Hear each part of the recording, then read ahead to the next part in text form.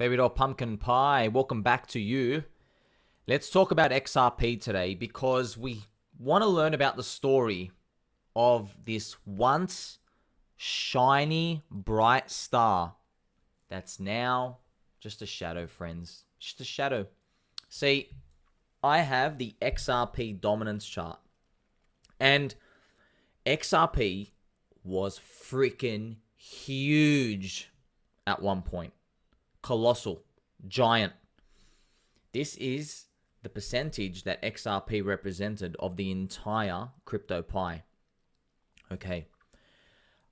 Friends, without being racist, please tell me, what does this number say here on the right-hand side? 26%. Look what it peaked at. 30%. Whoa. Whoa, whoa, whoa, whoa. 30% of the entire crypto market was XRP. Why do we look at this? We look at this to show us how big it actually got. Because people have PTSD. If you don't hold XRP, you live the pain in the chart. And by the time you watch this video, I don't know what its price is going to be, but I'm just going to show you, man.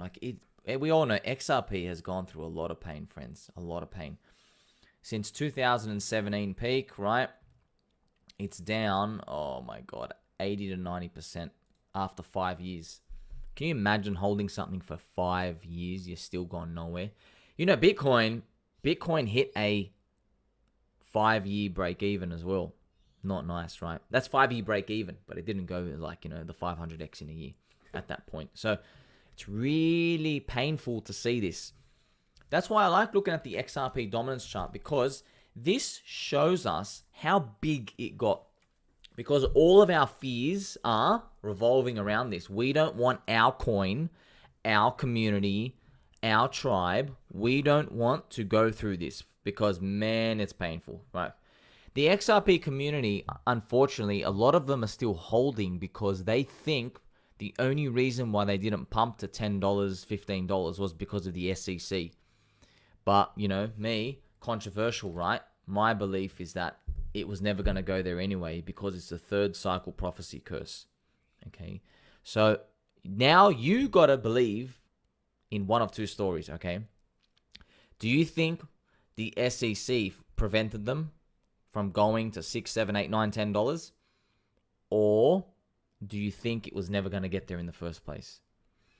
I am of the opinion that the market does what it wants to do, and therefore it was never going to go there anyway. I believe if it wanted to go there, it would have, despite the SEC. People are still going to hold XRP, waiting for the next one. I think there's too much risk, friends. I think when you're looking at XRP, if you believe, let's change it to a log chart, right? If you believe that it's going to hit $8, $9, $10, I hope it does, man. I hope it does. You really got to pray that, this is a huge rounding double bottom for you. But even then, man, is it worth the risk? Because considering its size, and now XRP is going into its fourth cycle, right? Which is even, man, you had one, you had two. Where's the cycles? This is the second cycle. First one. This is the third one. We're now going to go into the fourth cycle. And it's slowing down over time, okay? And a lot of people, we have just a painful memory of seeing this go sideways for such a long time. We all know the XRP community formed the religion because of this 500x price pump in this short time, okay? So we want to know, is there any information we can use here to kind of show us, hey, it's not the end of the world, right? And the answer is that dominance. That's why I like looking at this dominance. So it hit 30%. So this is such a bearish piece of information, but it's bullish for our bags. And the answer is because XRP was only competing against 1 to 200 coins back in 2014, 15, 16, 17, around that area. 200 coins, okay? So XRP was the flashiest and the sexiest, and banks and the marketing, and people wearing collared shirts, and they're not showing their flip slippers, but they have slippers, they just don't show them. And they did not last because new shiny stuff came. Ethereum came, general purpose smart contract blockchain. It made cool stuff, made the EVM standard. We got DeFi on them, perp trading, Ponzi's, DeFi gardens. You had NFTs, gaming metaverse, all the jizz, jazz, whiz, waz, all the bubbles and stuff. All those came in, nothing to do with XRP. So XRP now, when the competition got bigger, its dominance, it can't compete at all. It lost a big part of this to Ethereum. You know, I'm even going to show you the Ethereum chart, right? So XRP was 30%, friends. Now it's only like 1.89. Okay. And, you know, how sexy are payments anyway? Considering all the cool things that crypto can do now, right? We're going really decentralized and then a little decentralized and everything in between. Gaming metaverse, all the cool stuff, everything coming.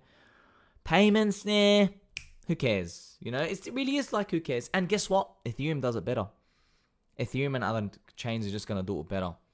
You know, with XRP, they don't even have like a proper solution. Their solution is get the banks to use the chain and them to use this on-demand liquidity thing, and then they've got to like buy XRP to send it, and they're going to have some future thing. It just like you've had 10 years to do it, man.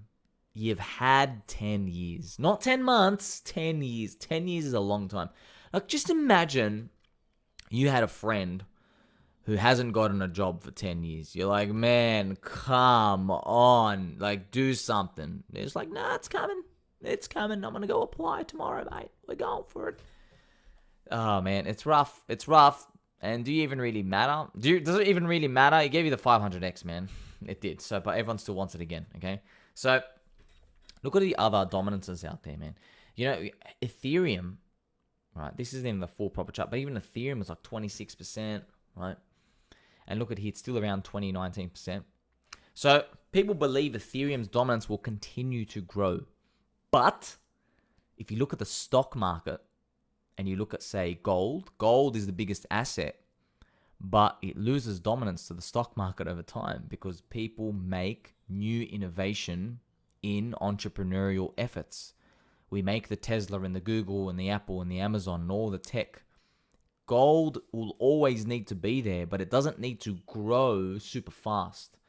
Okay, it has its own periods throughout time when it does, but most of the time people are bullish and optimistic. You know, we're working, everybody's working for a dream and a vision, businesses get made. Okay, so maybe, perhaps, Bitcoin dominance and Ethereum dominance kind of like just slide down. Maybe that's what happens. But it's not because they're bad. It's just that people are making new, cool, fast, innovative stuff, right? So now you can see XRP, as the cool, new, flashy stuff is coming, XRP is losing dominance really fast. Like, it lost this real fast, okay? You want it to be losing it pretty slow because at least it gives you time to hold the coin while you think about, okay, what are the new things going to come out in the future, right? So I even have here Doge Dominance. So Doge was always considered a joke. Who would have thought, man, one day, you know, Doge was like 0.1% of crypto. It went up to 1%, 1 to 3%. Wow. And hey, it makes sense to me. There is a place in our life for memes, joke, fun, community, the Disneyland experience of crypto. There is a part for this, okay? Just like how when you watch the news, they even break up the news. They're like, 7 people died today from eating watermelon. You're like, oh no. And then they're like, oh, hey, here's a cute picture of a dog. Look at this. We saved this dog from a burning tree. They always break it up, okay? They throw the fear out and then there's there's something on the side.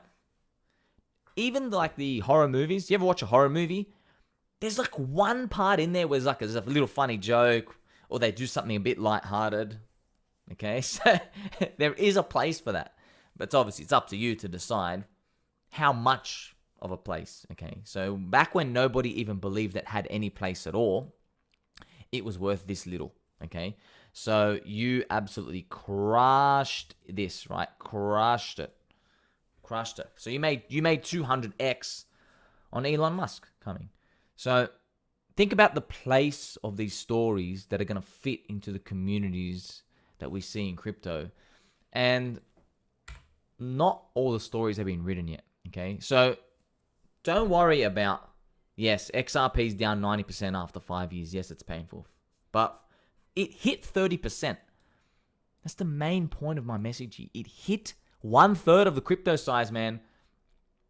See, this one was so early to crypto. I wasn't even in here at this time, right? People thought crypto was just for payments. See? Oh, because it's decentralization, and now we have decentralization payments. But look how wrong people were. You know, in that heat of that moment, they saw the price going up. So they said, yes, it's so relevant. Yes, but no, it's only relevant today. What about the next 100 million people coming in? What's going to be relevant to them? If you're listening to my message now, you weren't captured by this XRP payments narrative, okay? You came for something else. Maybe it's gaming. Maybe it's pictures of monkeys. Maybe it's going to be the metaverse. Maybe it's going to be DEXs and Uniswap. Maybe it's going to be real world assets. Maybe it's going to be decentralized social media, right? They are making so many new cool stuff. We need things like the infrastructure of Chainlink to come put all the data out and them to keep morphing and playing with it and building everything. So as more chains come, more people plug in their real world data. They use Chainlink. More entrepreneurs grab that data and they make cool new stuff, right? Payments is like, it's old now, man. Payments is like, it's an old narrative. And they tried to do the narrative again in 2021. I had some coins that were payment narratives. I forgot their names. You know, they went up, but it wasn't like, they didn't kill it. But that's what's happening, friends. And now payments are only getting less sexy over time. That's right. Less sexy. So don't be scared about this XRP, man. Yeah, it went down. Like, all of us, like, we're scared because, you know, XRP had 3 cycles, and in its 3rd cycle, it was a curse, right? The 3rd cycle was the curse. You know, you had cycle 1, you had cycle 2, and now this was the 3rd one, right? It was damaging to see, but look how big it was compared to everything, right? So here we have HEX's market cap dominance. So HEX hit 3 to 4%. The good thing is, we know, so it's so obvious to us, by the way, that not everyone knows this. We know that market cap is fake, okay? We know it's not a real number. And we know if you're going to use that quote-unquote real number, you divide this number by 10, okay? So HEX is like what? 1% here divided by 10, okay? We're tiny. We are literally tiny. We're 0.1%. So that shows you how high we can grow, you know. If the top here was, let's get the exact top. The exact here was 4.28%. Divided by 10 makes it 0.4%. Yeah, man. We can go absolutely bonkers, friends. So this is, remember, a percentage of the entire crypto market cap. Okay, so if we blow this top by a 10x, that would be huge. You know why? Because imagine your rate of return when Ethereum has done a 10x and Bitcoin's done like a 5 or 6x. You've done that on top of those guys. You've done like a 50x from here. 40 to 50x from 6 cents, man. $2.40 to $3. And the pie's getting bigger. And then what about the next cycle? So you can see these numbers, they're good. They're in our favor, you know. And what's most important too is the survivorship over time. HEX's community is like a religion and still forming strong. XRP, the competition is coming and it seems to be consuming them, you know. You know, XRP, what it hurts me, but I know most people you're watching this, you don't know about the XRP community. Most of them really hate Ethereum. Like really, like they consider them their nemesis, enemies. And it's funny to me. I'm like, dude, how? You can just like, you can make so much money off it. You guys can do something cool, but they don't. And now I hope you can't understand why. Because Ethereum is doing the payments that XRP always wish they could do. Ethereum went after the users, the people first. Okay, Ethereum went after the people first. And then with enough people, the credit card and debit card, all those networks, Visa, they start taking notes. And then everyone wants to start participating because the people are there. But XRP went the other way around. So ETH was for the people. Okay, ETH is for the people. That's why they made it, right? ETH. And ETH is going, so here's all the people. Here's all the people, all of us little plebs. Okay. And then when we start making noise, it goes up to, businesses, and then it goes up to the banks, the big bad banks. Okay. But XRP, I'm not saying right or wrong, judging. Okay. I'm not. My slippers are fluffy and yours are too. I'm just saying XRP, Ripple's strategy is go to banks first, then it will trickle down. Okay? That's what their strategy was. Now, this makes you angry. Please. You hear this? Do you hear that?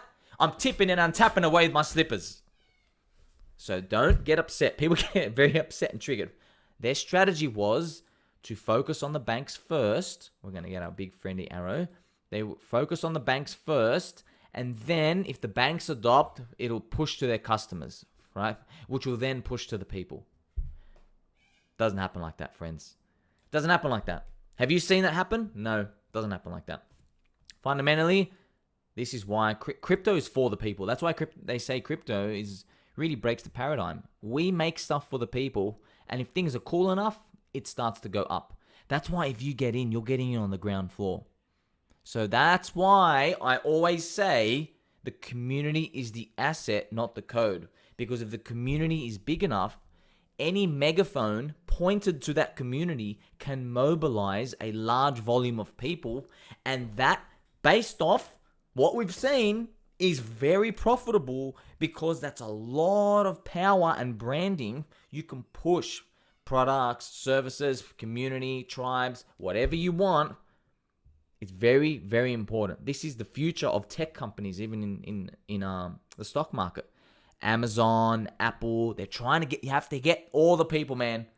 It's a community, it's a tribe.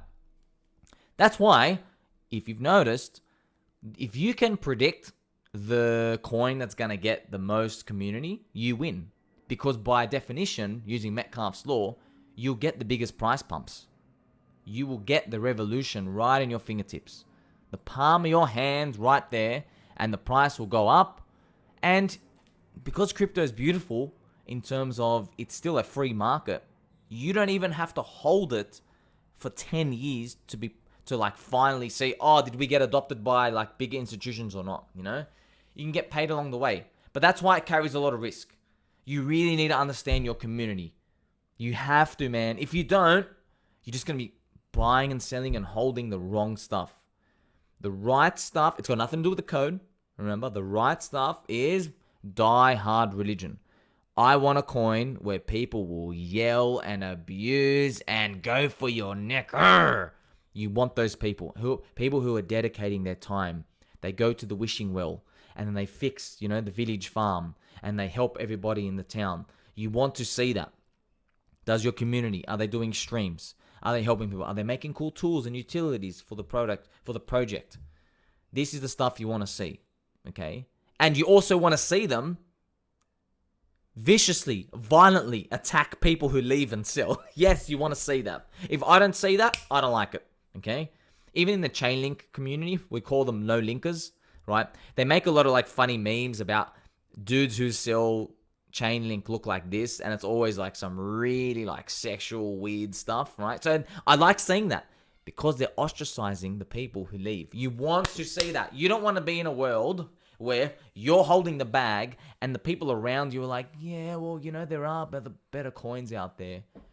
Don't say it, okay? I know this, but don't say it, all right? And you got to think like that too.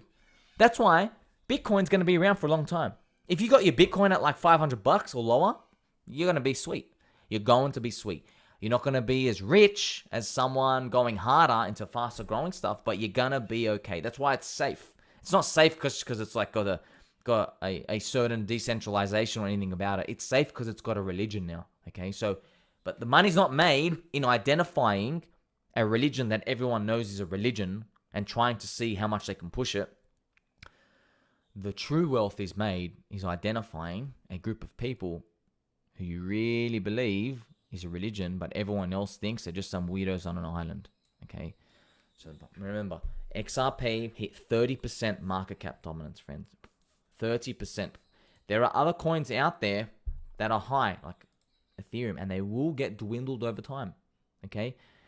The mousetrap will get better. We'll make the cheese just a little bit more tastier. We'll make the smell nicer. We'll make the mousetrap more shiny. Okay? We'll make it smell nice. The bells and whistles to attract more people. That's what's going to happen over time. So you need to be on top of that. Until next time, friends.